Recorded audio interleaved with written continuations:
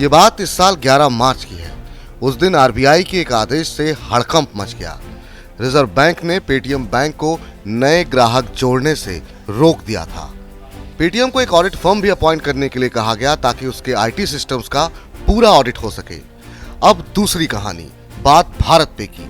ये fintech company साल की शुरुआत में सुर्खियों में आ गई। कंपनी में कॉर्पोरेट गवर्नेंस का मसला उठा और को-फाउंडर अशनीर ग्रोवर को ही कंपनी से निकाल बाहर किया गया। इस दौरान कंपनी, ग्रोवर और नए मैनेजमेंट और सीईओ सबकी खूब फजीहत हुई। बात यहीं खत्म नहीं होती। Reserve Bank payment aggregator licence मांग रहे कुछ ऑनलाइन पेमेंट गेटवे पर भी गहराई से नजर रखे हुए है। केवाई से जुड़े मसलों और क्रिप्टो करेंसी एक्सचेंजों और गेमिंग ऐप के साथ इनकी पिछली डीलिंग्स ने इन्हें शक के दायरे में ला दिया है।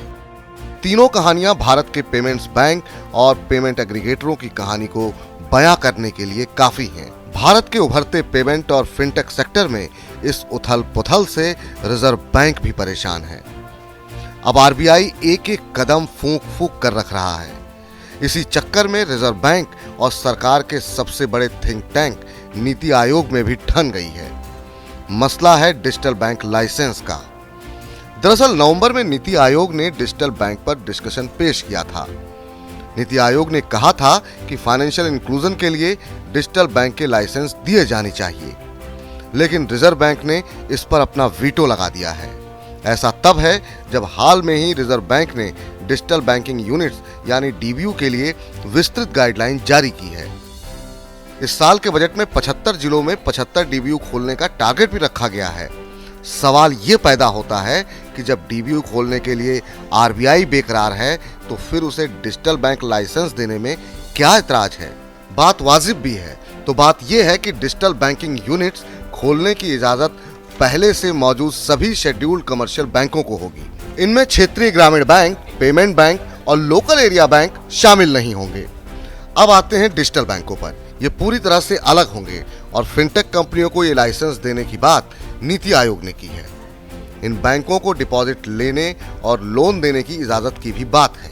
अब बात ये आती है कि जब आरबीआई और नीति आयोग दोनों का मकसद फाइनेंशियल इंक्लूजन का ही है तो फिर पचड़ा किस बात का है।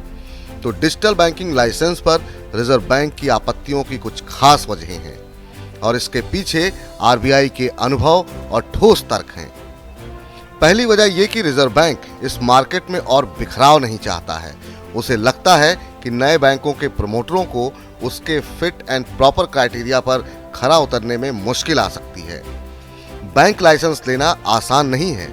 प्रमोटरों के लिए इन्हें पूरा करना भी आसान नहीं होगा। 7 साल पहले रिजर्व बैंक ने पेमेंट बैंक के 11 लाइसेंस दिए थे।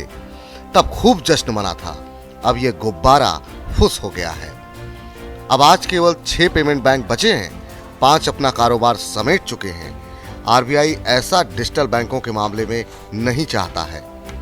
स्मॉल फाइनेंस बैंकों यानी एसएफबी के साथ भी रिजर्व बैंक का अनुभव अच्छा नहीं रहा है। रिजर्व बैंक को लगता है कि एसएफबी बड़े तबके तक पहुंच बनाने में नाकाम रहे हैं। आंकड़े बताते हैं कि स्मॉल फाइनेंस बैंकों की मौजूदा 50% शाखाएं शहरी या अर्ध शहरी इलाकों तक सीमित हैं। ये फाइनेंशियल इंक्लूजन के मकसद को बेमानी करता है। रिजर्व बैंक भारत पे में हुए हालिया घटनाक्रम से भी चिंतित है। उसे लगता है कि प्रमोटर वित्तीय इकाइयों को चलाने को लेकर उतने संजीदा नहीं है। इनमें कॉर्पोरेट गवर्नेंस के भी मसले रिजर्व बैंक को परेशान कर रहे हैं। बैंकिंग लाइसेंस इन्वेस्टर्स के लिए एग्जिट रूट का जरिया न साबित हो, यह भी फिक्र रिजर्व बैंक को है। माने माल बनाया और निकल लिए। इसी वजह से Reserve Bank digital bank licence जारी करने में आनाकानी कर रहा है। अब रिजर्व बैंक खिलाफ हो रहा है तो रेजर पे एक्स, जुपिटर, नियो, फाई और ओपन जैसे न्यू बैंकों की डिजिटल बैंक लाइसेंस हासिल करने की उम्मीद टूटती दिख रही है। खैर, काफी कुछ इस बात पर डिपेंड करेगा कि आने वाले वक्त में रिजर्व बैंक और सरकार इस मसले पर क्या रुख तय करते हैं। मनी 9 के लिए प्रवीण शर्मा।